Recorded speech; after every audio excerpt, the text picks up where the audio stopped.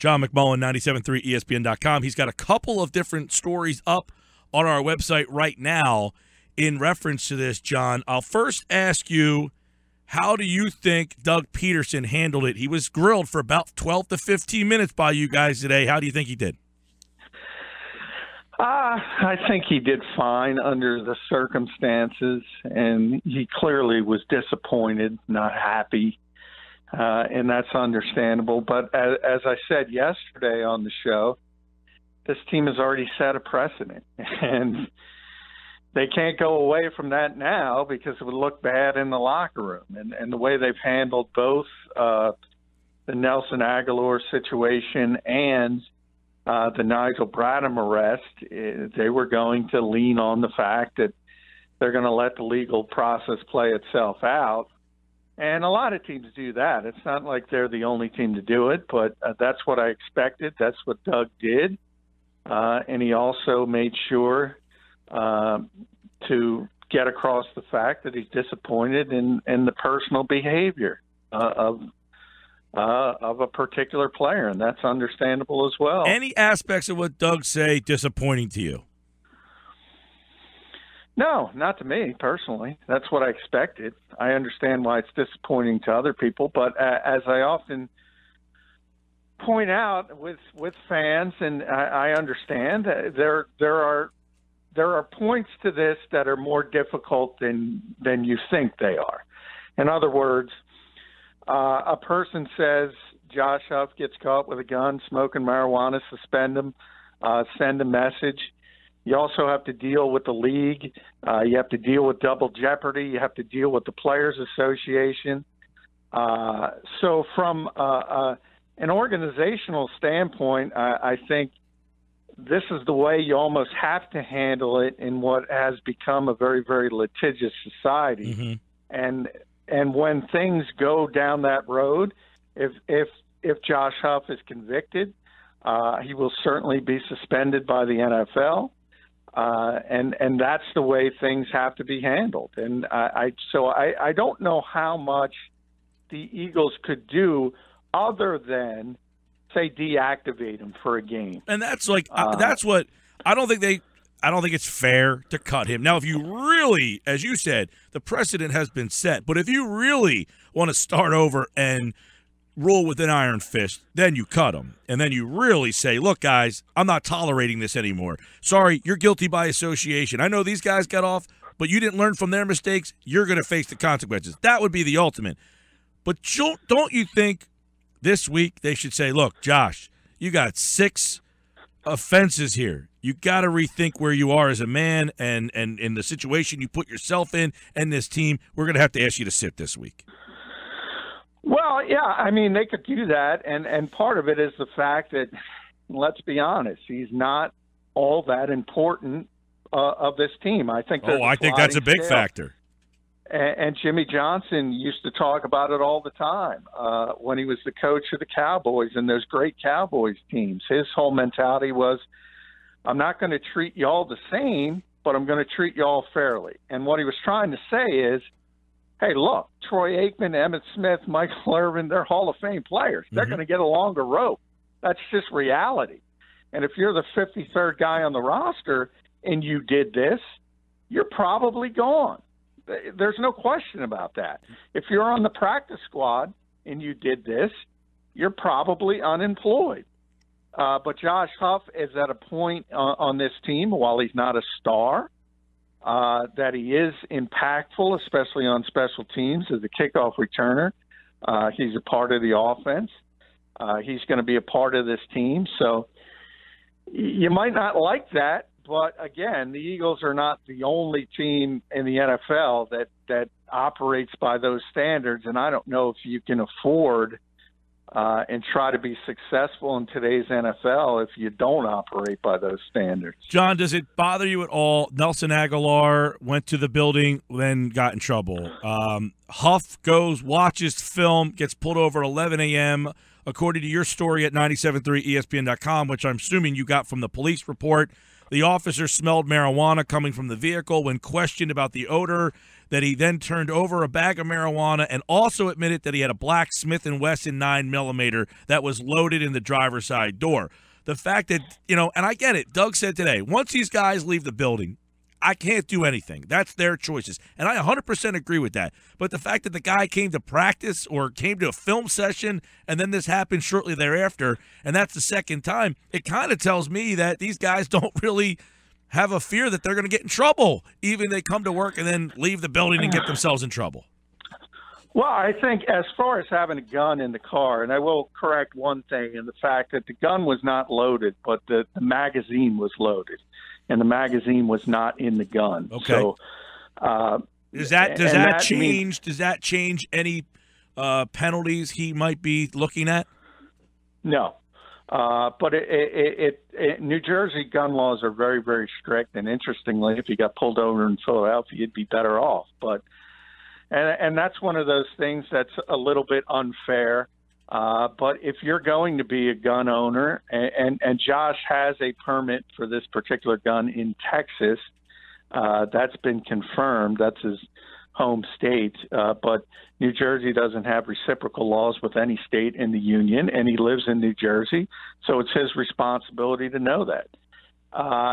But from Doug's perspective, that's where the disappointment came in because, hey, they tell these guys this. They teach these guys this. I asked Fletcher Cox today, point blank, does the NFLPA make you aware of these types of laws in dual state laws, or do the Eagles? And he said yes.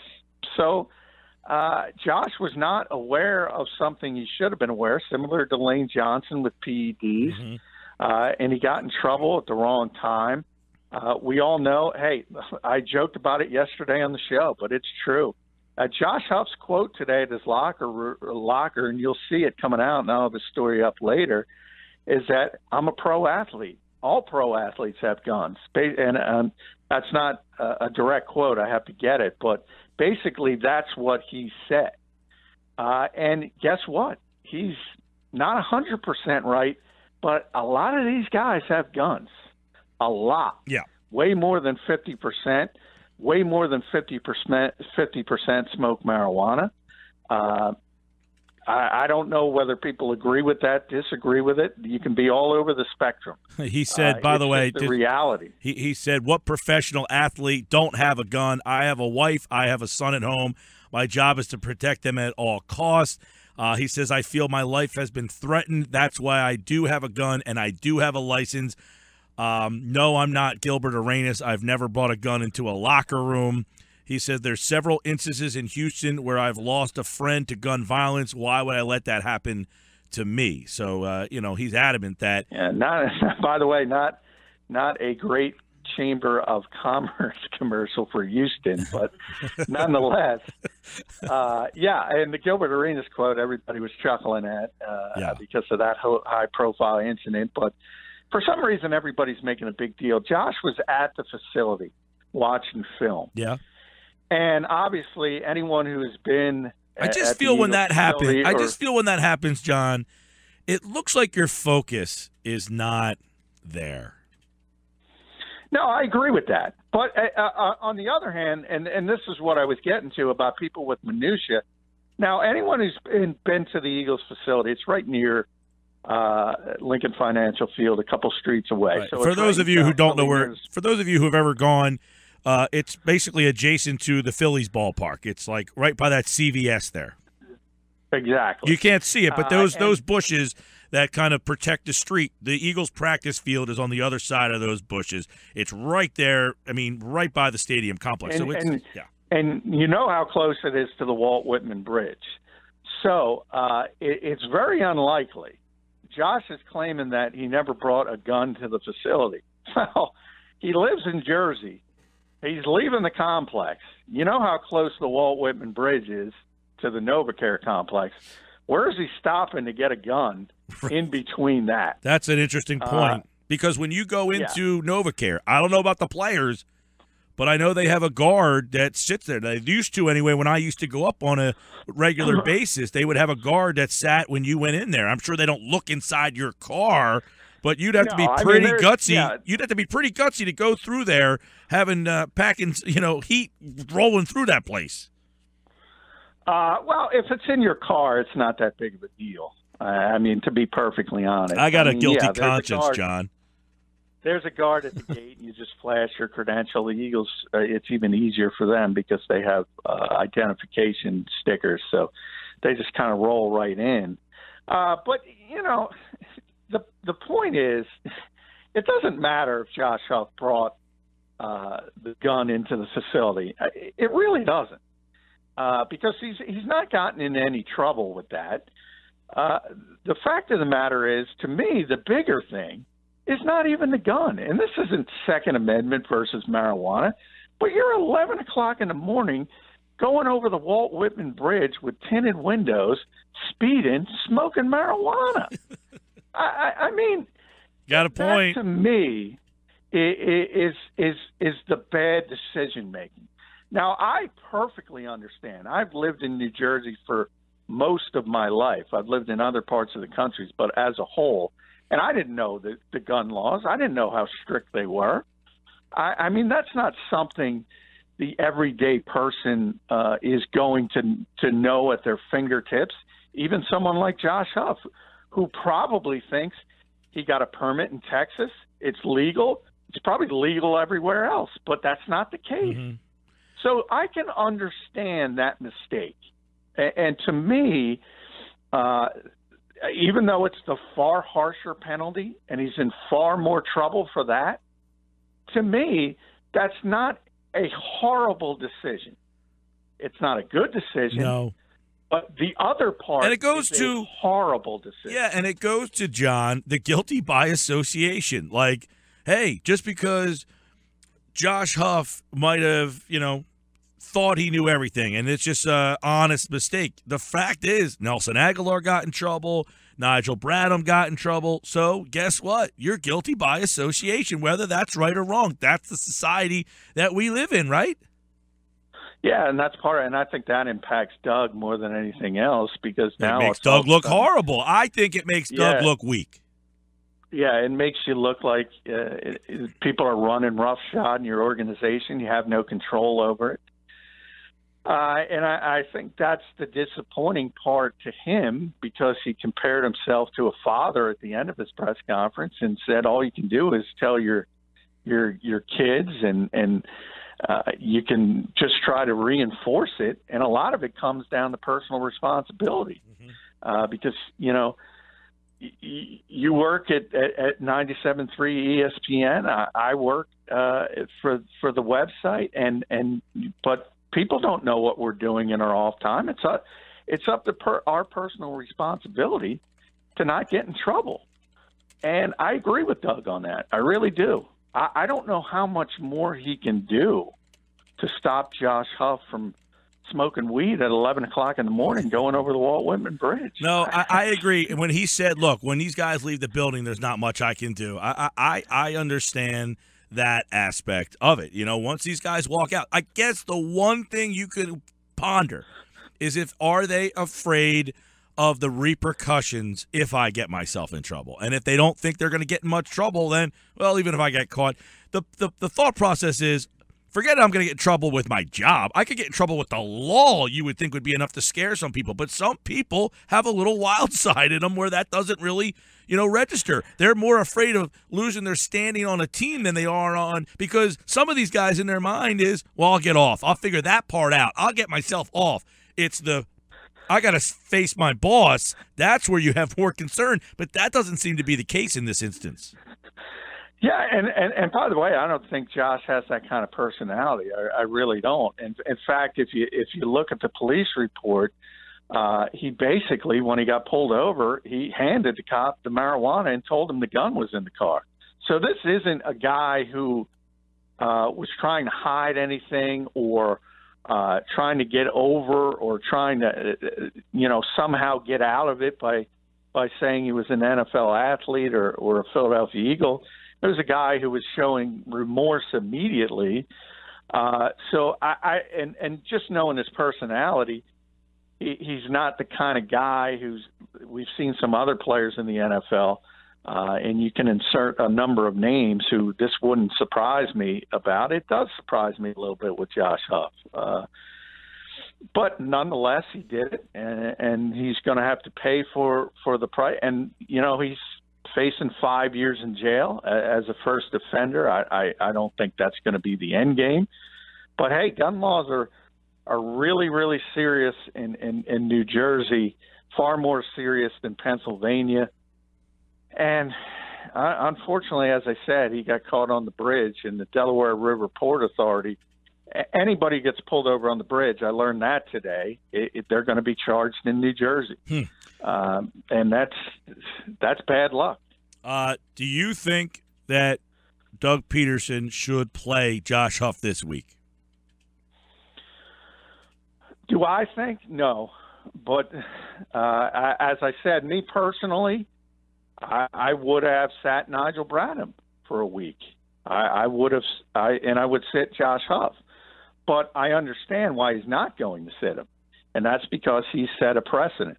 I don't agree with that precedent personally, but I also would kill him more if he went away from that precedent and started picking out people and saying, well, Nigel's more important than Josh, so I'm going to hold him up to a different standard. Difference, as I said, with the Dallas Cowboys, true superstars, you kind of understand they have a different amount of rope. And that isn't fair, but that's just reality. It'll be interesting to see if the Eagles win the toss, if Josh Huff is back there receiving that first kick. Yeah, and I said in my piece at 973ESPN.com, I wouldn't be surprised if Wendell Smallwood is getting that kick. Because you go back to that Detroit game after Nigel's second arrest, he had been playing basically 100% of the snaps. And all of a sudden, he wasn't in the game. It wasn't in the nickel. Michael Kendrick struggled. We all remember that with Theo Riddick. Everybody's looking at each other. Why isn't Nigel in the game? Eagles claimed it wasn't disciplinary, but he's played 100% of the snaps basically since then, just a couple off. So I think that might have been the discipline. They just didn't say it publicly. Correct. Yeah. And if that's the way he's going to discipline guys, if he told guys behind closed doors, look, Nigel, you're sitting the first half, I'll keep it under the rug, but you're sitting, dude. Like, if that's the way he's going to handle things, then I guess that's the way he's going to handle things. Obviously, to the public, that still looks like you're weak. But if he does it in-house, what the heck's the difference if the public thinks you're weak? Yeah, exactly. So as long as the players know it, and I as I said, I wouldn't be surprised if that happened with Josh as well. Yeah. And Bryce Treggs had a lot of people around his locker because a lot of people think he's going to be active this week. In place of who? We don't know. That's the thing. Hey, is Josh Huff going to be deactivated? I don't think so, but who knows? And for all those Paul Turner fans, I got to see him today on the practice field. He's not going to be brought up this week. Poor guy. Turner's a bad name to have today. I want to get into that real fast. Norv Turner resigns. Of course, John covers the league nationally for today's pigskin.com. I don't even know that you saw all this in your, covering the Eagles today with all the Huff stuff, but Norv Turner resigned, cites different views. What kind of signal does that send with the Vikings? Yeah, I did say it doesn't surprise me at all. I wrote about it earlier this week on today's Pigskin. After the game on Monday night, I think people have to understand that when Pat Shermer was brought in there, he was brought in to be the offensive coordinator in 2017. So Norv was a lame duck. Mike Zimmer was not happy with him dating back to last season, but he's close personally with him. He wanted to give him the ability to, and I put in quotations, retire after the season. And if you saw that Monday night game, we killed Doug Pederson during the Vitae game in Washington for not at the beginning of the game, he wasn't giving Vitae help, and Ryan Kerrigan just destroyed him, and he adjusted from there. He gave him help, a lot of help in the second half. Things got a little bit better. It was still a bad game for Vitae. If you watch that game against the Bears, TJ Clemmings, who was worse than Vitae against Ryan Kerrigan, didn't give him help the entire game, basically. Mm-hmm. There were a few times they put an extra back on it, never adjusted, and you could almost see Mike Zimmer's head boiling during that game. And even though he painted it as he was surprised, he painted it as he wished him well. I often joke it's an indictable offense in the NFL to criticize Norv Turner.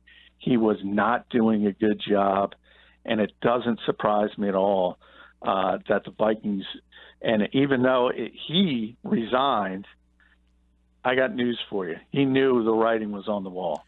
John McMullen has more on that over at today's pigskin.com, more on the Josh Huff and Eagles Giants, which we will get into deeper tomorrow here on the Sports Bash 97.3 ESPN. Thanks, John. Hey,